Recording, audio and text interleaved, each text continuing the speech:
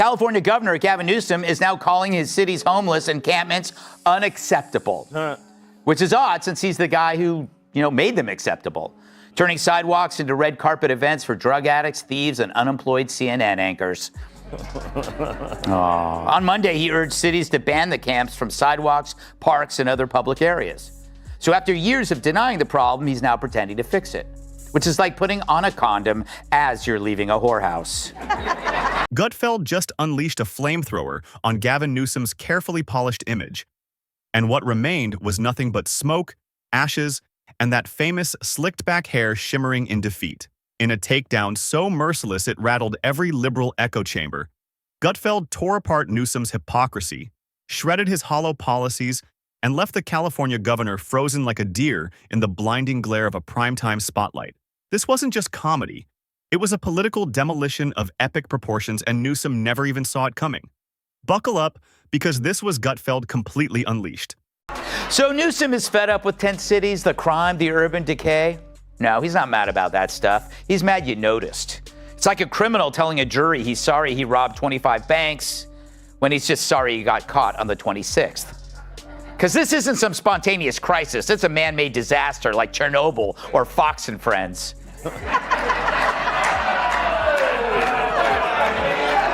And it started like any ordinary night on Gutfeld's stage.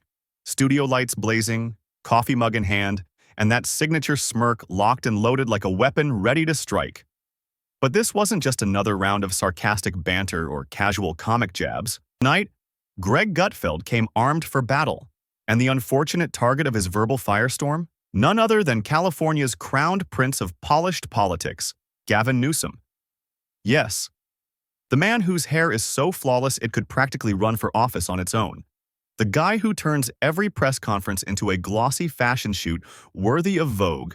Took common sense as his high ground. Right. There's no place outside of it. That's right. And so they're stuck in this horrible, horrible place, much like you, Jamie, and your life. As California falls apart, it must remind you somewhat of your own personal life. Yeah. Sometimes I look at footage of California and I go, oh, look how much better it is than my life. If you're enjoying this fiery breakdown, don't forget to subscribe, because the so-called walking billboard of progressive perfection has cracks everywhere. Behind the shiny image lies an avalanche of disasters piling up like unpaid parking tickets, and Greg Gutfeld wasn't about to let it slide. He unleashed with the fury of a late-night comic, fed up with illusions, tearing apart Newsom's polished persona like it was a discarded Hollywood script. Overhyped, dramatic, and desperate for a rewrite. Let's rewind, because Gavin Newsom has been coasting for years on that golden boy reputation of the left, and Gutfeld just ripped the mask clean off. Why do I keep bringing up Gavin? Well, other than my respect for his work in American Psycho, he's starting to distance himself from his party's worst ideas. Newsom, a guy who hates fossil fuels but could still bring down the price of gas by wringing out his hair, once proclaimed that his state would be a sanctuary to all who seek it. Then people actually came. He beams like he's in a toothpaste commercial, drops buzzwords as if he's headlining a TED Talk, and struts around like California is his flawless utopia. But somewhere between the polished speeches and glittering dinners, the truth outside the governor's mansion began to crumble. And Greg Gutfeld wasn't about to stay quiet. When he took the stage that night, the energy was electric. You could sense it instantly. He was done playing nice, done with polite introductions, and ready to launch a barrage of truths so sharp they could slice through Newsom's supposedly bulletproof ego in an instant. Order with authoritarianism, you get chaos and destruction. So if restoring order is evil, then the Dems are now the party of disorder. Turns out the only system they had was wokeism, and it rotted any basic principles the party had to begin with. Which is why, like Gavin himself, they're left looking at 2028's hopes going up in flames. And this time, no one is going to help them put it out. He began by ripping away the shiny outer shell and exposing the decay beneath. California, the state Newsom parades as a shining beacon of progress, has streets that now resemble open-air drug markets, while sprawling tent cities stretch for miles. Taxes have skyrocketed so high that Elon Musk practically sprouted wings and bolted straight to Texas. And the crime? Gutfeld didn't even need to exaggerate. The facts were more brutal than any punchline. Smash-and-grab thefts turned retail shops into shattered showcases. Carjackings became as routine as booking an Uber. And yet, somehow, amid the chaos, Newsom strutted around like nothing was wrong. The problem is his track record, his performance as mayor, as lieutenant governor, and governor. And your analogies are great. I think mine are better. And just hold on. And here's why. He shows up at the fires and says, who the hell caused this? I'm going to crack down on the people responsible. He sees the homeless encampments blocking the sidewalks and said, you guys clean that up. He started it. He spent $3 billion to fix it. And his opening words in 2020 when it got the job is a disgrace. The richest state in the country and the richest nation of the world has a homeless problem. I will fix it. He spends $1 billion when it's not fixed. He blames the mayors, and he also forced the movie industry and Silicon Valley out of the best state in the country by high taxes. I've never seen someone such a bad performance, but yet I think he's the front runner to get the nomination for the Democratic Party. Yeah, it's true. It's true. They got nobody else. Sherrod, welcome back. And yet, Newsom somehow still found the time to lecture other states, yes, other states, about morality, freedom, and governance. That's when Gutfeld cranked the heat to full blast. This wasn't just hypocrisy, it was pure theater, and Newsom was the overpaid actor stumbling through his lines. Gutfeld painted the scene perfectly. A governor wagging his finger at Florida for book bans, while ignoring the fact that kids in his own state can barely read at grade level. Condemning Texas for abortion laws, while his own streets are drowning in fentanyl, filth, and forgotten lives. The crowd could almost feel the laughter bubbling as Gutfeld's sarcasm sliced deeper than anger ever could. Then came the ultimate act, Newsom's grand stage, the COVID era, his supposed moment to shine. So last week, Newsom said he hopes the conservative Supreme Court will overturn the current law that bans his state from removing out-of-control homeless encampments. Imagine that. Well, what did you expect, Gavin? That the sanctuary seekers were going to show up in Winnebago's? Once again, another example of a high-profile lib using his big mouth to write a check his ass can't cash. Last year, after the Texas Governor Abbott ordered that parents of transitioning children should face criminal investigation, Newsom then tweeted this: trans kids and their families should be celebrated, not targeted by the state. They are heroes. And so to fearful families in Texas right now, California's door is always open to you. With a sly grin, Gutfeld painted the scene. California's middle class was vanishing faster than hand sanitizer in a heat wave. Small businesses were shutting their doors forever, while Hollywood elites and Silicon Valley billionaires toasted champagne behind the walls of their gated fortresses. And through it all, there was Gavin, smiling, hair perfectly in place, as if the suffering around him was nothing more than a backdrop for his next campaign photo op. But Gutfeld wasn't just mocking. He was delivering a brutal truth. Families weren't leaving California by choice. They were fleeing for survival. Once proud businesses were bolting for states that didn't tax them just to breathe. And even longtime residents were forced to ask the chilling question: how did we get here? What do you think about Gavin Newsom? What's going on there? I don't know. I don't know how they bump out Kamala out of VIP, put a white male in there and take her out. She's got too much of an ego to just step aside. Mm-hmm. She's going to go crazy if they try to do that. Plus, she had a strong 2% support, so don't forget that. Yeah, but she's waiting for that spot to just open for her, and then you put a white male in there. Yeah. I don't know how they're going to put. I mean, they did it to Bernie. They threw him under the bus two, presidential ones in a row. They just gave him a couple extra houses in Vermont. Go, yeah, you got some extra money. But I don't know how they could do it with her. Yeah, it'd be great if they threw her under the bus because she really likes buses, remember? And Gutfeld, sharp as ever, pointed his aim directly at the man in charge. It was like watching a reverse magic trick. Every illusion Newsom had built was stripped away piece by piece. The so-called economic growth, smoke and mirrors, the climate leadership, empty gestures wrapped in flashy solar panels and recycled press releases, the compassion, only stretched as far as the camera's lens could reach. And just when you thought Gutfeld was done, he dropped the knockout blow, not with fury, but with icy clarity. He compared Newsom's California to a dazzling mansion with glittering windows and manicured lawns. But inside the walls reek of mold, the foundation is cracked, and the roof leaks despair. It was all a facade, a house of slogans propping up collapsing beams of failure. And as Gutfeld painted this picture, the audience erupted. Gasps gave way to laughter, not because he was being theatrical, but because he spoke the truth everyone knew but few dared to admit.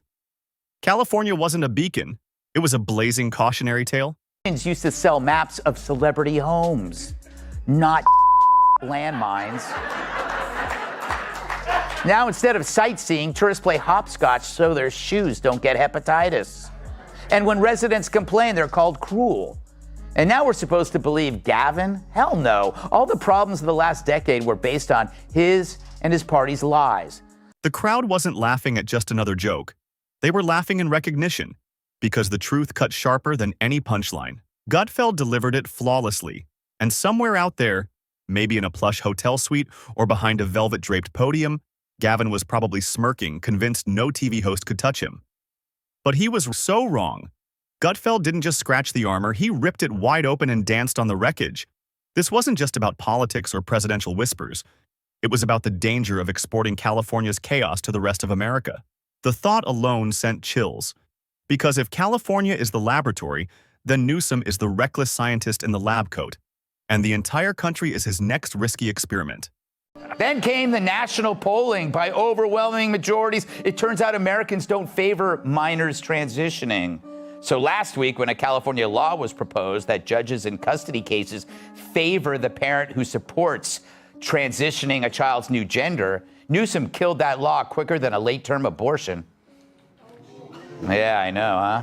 Now the left, being the left, was outraged, but they missed something, because now Newsom says he only vetoed it since it's already the law. Gutfeld wasn't having it, not one bit. He closed with a deadpan mic drop only he could deliver. A half smile, a sip from his mug, and a piercing glance at the camera that screamed, "We see you, Gavin, and no amount of hair gel can cover this mess." What made it unforgettable wasn't just the sharp jokes or clever jabs. It was the precision, the truth, the surgical strike that dismantled the gleaming myth of Gavin Newsom with nothing more than sarcasm sharpened like a blade. He didn't shout, didn't pound the desk. He let the facts twist the knife. With biting clarity, Gutfeld walked his audience through the wasteland of San Francisco, where billionaires step over human waste on their way to dinner reservations and stores shutter, not from the market, but from lawlessness and neglect. And as he painted the grim picture with a smirk, the message thundered through.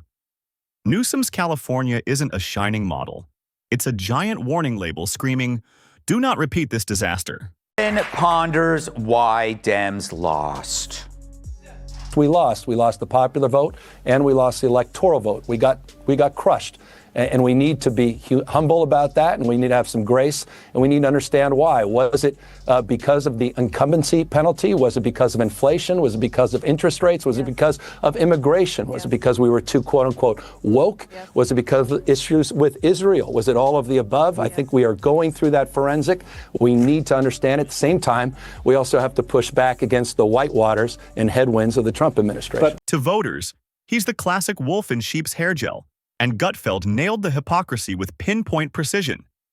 There was Gavin, demanding masks, lockdowns, and shuttered businesses, while he waltzed into the French Laundry, maskless, sipping wine with elites like the rules were only for everyone else.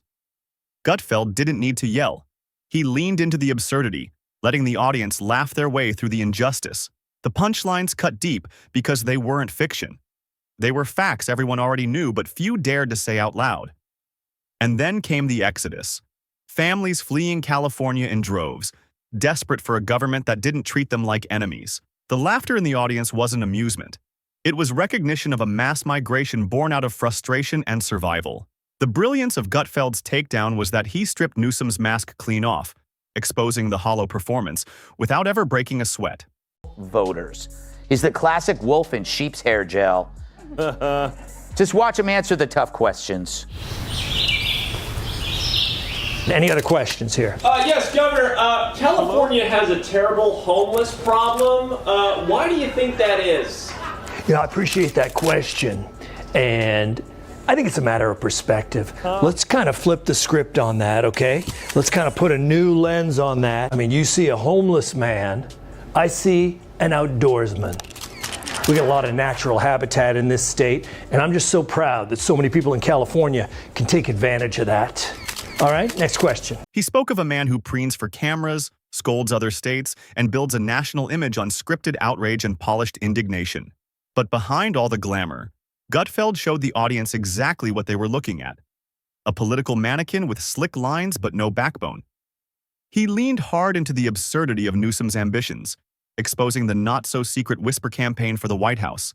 The idea that a governor overseeing a collapsing state could step onto the national stage and sell that chaos to America was pure comedy gold. And Gutfeld mined it flawlessly. Not with cruelty, but with sharp, biting clarity. It was the comedy of exposure. Every smirk, every pause, every jab driving home one truth. This wasn't leadership. It was branding. And the brand was crumbling under its own lies. Gutfeld destroyed Newsom not with rage or cheap insults, but with something deadlier to a politician addicted to optics: honesty, irony, and confidence. The kind of truth that doesn't shout but crashes through spin like a freight train. That night, Gutfeld didn't just win, he obliterated. And somewhere in California, Gavin Newsom is still reeling, wondering what just hit him. Spoiler alert, it was reality, hand-delivered by Greg Gutfeld.